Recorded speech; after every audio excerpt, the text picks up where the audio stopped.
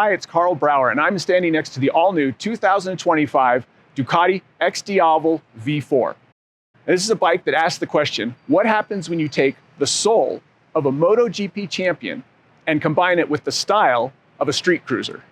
That's what this bike is, and that's what it's trying to do. It's for people who want to jam together a superbike and a boulevard cruiser into a single motorcycle. Does that seem contradictory? Is it going to work? We're going to ride it today and find out. Ducati XDiavel was first introduced in 2016, and it was quite effective at bringing new people to the Ducati brand.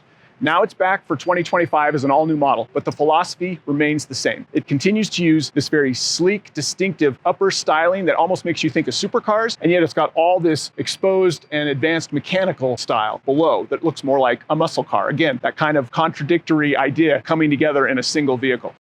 Ducati really wanted it to be recognizable even from far away, and it did establish a very specific style when it first was introduced. You can see things like the 4-exit exhaust, but you've also got this sleek upper tank that's available in either burning red or black lava. And there's a lot of configuration you can do on the Ducati site to further personalize it.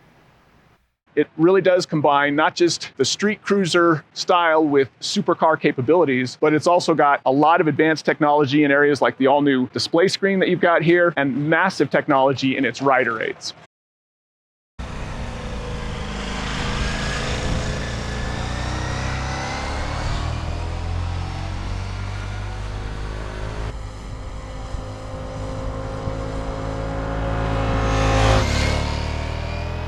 I've just arrived in Estes Park after riding the all-new 2025 Ducati Diavel V4 up from Denver. And I've got a lot of first impressions. Probably the most important thing to mention is that I'm not used to riding a forward controls kind of cruiser bike. I'm more of a standard or even sport bike guy. So this was a unique experience for me, and there was a lot of learning curve going on. And I think what impressed me most was how easy it was to learn this bike. A lot of the existing reviews have talked about how easy it handles and how, even though it looks like a street cruiser, it handles almost like a sport bike. And I'm going to agree with those. In fact, I would say that's the single biggest impression that I got from this bike that I wasn't expecting, is just how easy you can initiate turns. This engine, it's a V4, and it uses the counter-rotating crankshaft, which is supposed to reduce the gyroscopic effect. Essentially, that just means that it shouldn't try to hold you upright based on the engine's spinning and trying to keep you from tipping or leaning the bike over. And that was why they did that. They wanted the bike to be easier to manage and easier to initiate a turn with. And it worked, because it really is, like almost to a disturbing level. It's just so easy to whip this bike back and forth from left to right. Not in an unstable or scary way, just in a very confident and easygoing way. And I was not expecting that from a bike that looked like this. Now, I would say that with the forward controls, and especially with that handling characteristics, I'd probably be happier if they were mid-mounted, and that is an option. You can move them from the forward position that they come in by default to about midway, and they're called the rear set controls. And I would probably prefer the bike, because the rest of the bike, its dynamics, even its seating position would totally support that, and you'd have more confidence when it comes to going around corners on the bike. That engine that we talked about, that V4, of course, it can use only 2 of the cylinders at lower RPM and low power demands, but it will go into V4 mode as soon as you want more power. And the peak power this bike makes is 168. It's 168 horsepower and 93 pound-feet of torque from the 1158cc V4 engine. And that engine is only motivating about 505 pounds. That's what this bike weighs. It actually lost around 9 pounds from the previous version. And so now it weighs a little bit less, and a lot of people wouldn't have expected that when you consider that it's going from a V-twin, what it was the previous generation, to a V4. You would think it's going to be more complex and it's going to have to weigh more, but it doesn't. It weighs slightly less. Now, the other thing that people have been saying about it on some of the other reviews, and I kind of understand what they're saying, is that maybe it feels not quite as torquey at low RPM, that it takes a little more kind of intention to launch it from a standstill if you're just giving it casual throttle. And I actually didn't find that to be as much of an issue as, for me, it was kind of the clutch take-up. There's a fair amount of dead space when you're releasing the clutch lever before it starts to engage. And that was more tricky for me to get used to. But the truth is, once I got that down, pulling away in a clean, low speed or totally stopped position with this motor and this clutch, once I figured it out, was pretty easy. So I didn't have a problem with that. And I can see what they mean, that it doesn't make a lot of power and a lot of torque below, say, 4,000, 3,000 RPM. I was at one point going very slow in first gear and I was rolling along at 5 or 6 miles an hour and I didn't clutch it. I just rolled into the throttle and it still pulled away cleanly. It does have, completely adequate low speed, low RPM power, and it really does come alive above probably about 5,000 or 6,000 RPM. It definitely makes big power and wants to make big power when you get to the upper half of the RPM range, which is about 10,000 RPM. And it really wants to go between like 6, 7 and that red line. But it's easy to manage power. It does have kind of this almost V-twin sound at low RPM. It uses this twin spark technology that deactivates 2 of the cylinders at low speeds and low power demands. And they wanted it to try to have almost kind of a street cruiser, bruiser, burble to the exhaust note, and it kind of does. And then when you roll into the throttle, it changes its tone and it sounds much more like the V4 superbike engine that it actually is. The other thing is this seat, it's pretty wide, and they upgraded it for this year. It's even wider than the previous generation, and it's got more padding to have increased comfort. What I noticed is that because I'm so used to sitting upright or even forward on the super bikes and these standard bikes that I've grown up driving most of the time, that I was using a different part of, let's just say, my seating zone. And as a result, I could feel kind of a little bit of an ache building up in the further back part of me, further up part of me back there, because I was sitting back on it more than I normally would. And one of the ways I found to counter that, which actually also enhanced even more the control when going through corners, was just to sit more in a sport bike. I just pulled myself further forward and more upright, and that actually felt better on my back and my lower seating area. And it also just made me feel like that much more in control of the bike when going through corners. And that's why I think having the the rear controls, as they're called, as opposed to the forward controls, moving more to the center of the bike would greatly enhance that. That would just finish it off for me. That's what I'd want to do if I had one of these. But really, other than that, the comfort was fine, the power was fine, the handling, again, is, like I said, almost scary fine. Like you just don't expect a bike that looks like this to handle like it does. It's got this super long wheelbase. You can see, I mean, look at this single-sided swing arm back here, and this 17-inch wheel with, I believe it's 240 by 45 17 tires. And it's got a 5-spoke rim, which they fully admitted is inspired by American muscle cars. That's part of why it has that.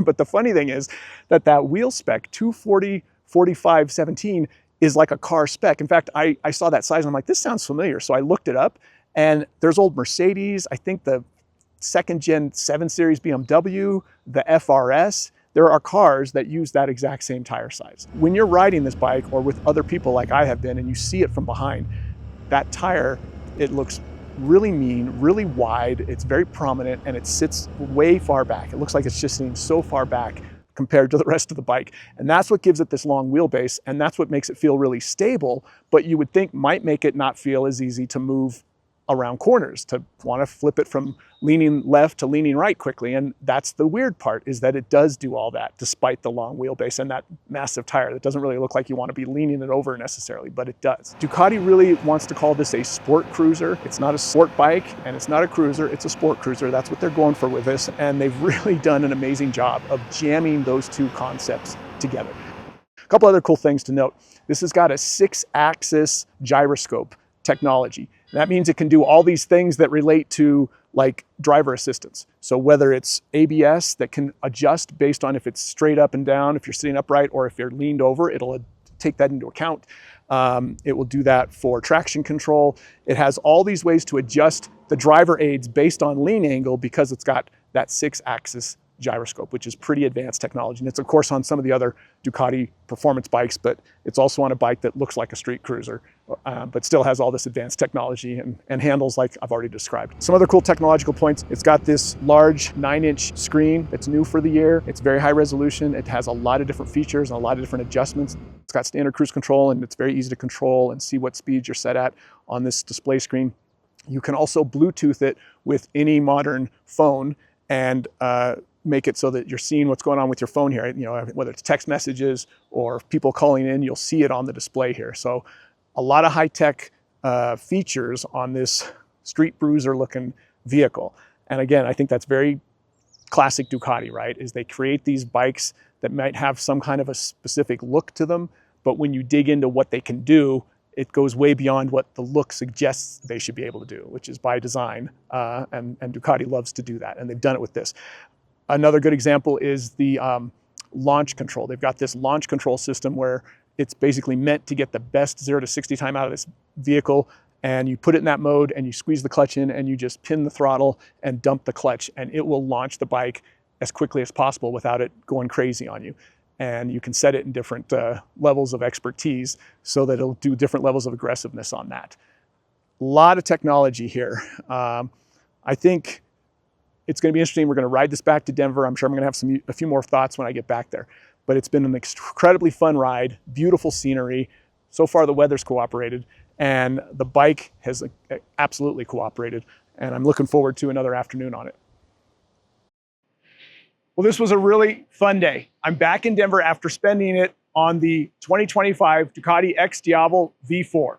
And I was able to drive back through my hometown, actually Golden, and it was pretty cool seeing a lot of the sites that I grew up around, everything from the Coors Brewery to Highway 58, although the traffic's much worse because, well, Denver's Denver now, and it's like a little LA. But the bike was incredibly fun to ride, and I really learned a lot about it in a bunch of different circumstances. We were very fortunate that we never got any actual rain. We got sprinkled on a little bit.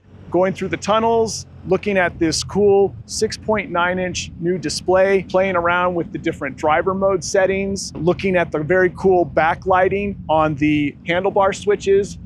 I made an effort to make sure I captured those when I was in one of the tunnels because I really wanted to make sure you saw those. But those are good examples, those little backlights on the controls, of the attention to detail that you sense throughout this motorcycle. Every time you dig into something and you take a closer look, you really see the mechanical kind of fine detail that Ducati has put into this bike. And I really had no complaints about it, at least none that were related to the bike's design. I found that with the clutchless shifting, I think it was probably me. Downshifts were always easy without using the clutch lever. A couple times on upshifting, I don't know if I was not rolling off the throttle aggressively enough and really kicking it. I would say I was scoring about 85% on those upshifts, but every once in a while it would seem like it wouldn't upshift for me. And again, that may be more me and not knowing exactly how to do it than the bike's design. Everything else about the bike was really good, except this uses those forward controls. And those forward controls put a lot of pressure on a part of my backside that isn't usually used for riding motorcycles. And it started to ache pretty bad toward the second half of the day. And what's tough is you've got these forward controls, so you can't just stand up to release that. You kind of can, but you have to hang on to the handlebars like for dear life and then wedge yourself up and hang it on. And it was getting a little tough. Now, the cool thing is that Ducati puts rear set foot controls on these. You can even configure it that way right out of the showroom, or you can do that after you purchase it. And one of the bikes had that. And when we got back here to downtown Denver, I took that bike out for about 15 minutes, and the controls were right in this area instead of up here, more close to a standard bike that I'm used to. And it was almost like a therapy session. Sitting like that was healing the ache for just those 15 minutes that I got. So clearly for me, I'm gonna have to go for the rear set controls if I ever got one of these. And you're gonna wanna think about that if you're gonna buy one of these. Now, part of me thinks this is a street cruiser, or at least it's supposed to look like one. It handles amazingly like a superbike, but it looks like a street cruiser when you're riding it properly, which is your feet up front. So if you put those rear set controls in and you ride it like that, are you kind of messing up the whole image of the bike? And part of me also wonders, well, maybe you just get a multistrada instead, because that's, you know, I mean, this really isn't anything like a multistrada, but if you're looking for a standard riding position, maybe the multistrada makes more sense to you. The other thing is, this bike costs between $29,000 and $30,000, depending on how you equip it. And a multistrada, as an example, would be about $10,000 cheaper. So you really have to value the style statement that this motorcycle makes. That has to be important to you. And again, the technology is pretty amazing. I can't think of another motorcycle that would be in this street cruiser class that could even come close to this on the performance level. I mean, if you're just going to cruise around town at low speed, which is what this would look at home doing, this will do it well, but you could get a lot of bikes to do that, probably a lot cheaper too. But if you want to do that and then go up into the mountains west of Denver, like we just did, and go around corners and lean the bike over like I've been doing for half the day here, none of those cruisers are going to be good for that. You're going to probably get yourself in trouble. And this thing was fabulous. So that's what you're getting with this bike. It really is a contradiction, but in the coolest sense. This jamming two different types of motorcycles together and making both of them quite effective. A very cool looking street cruiser and a very, very capable superbike in one motorcycle. If you're a fan of hard to define but easy to love machines, I gotta tell you, every time I would bend this into a corner, I couldn't believe I was on a bike that looked like this bike looked as I was leaning it over. And that was a pretty fun experience. If that's what you're after, I don't know of any other motorcycle in the industry that can deliver like this one does.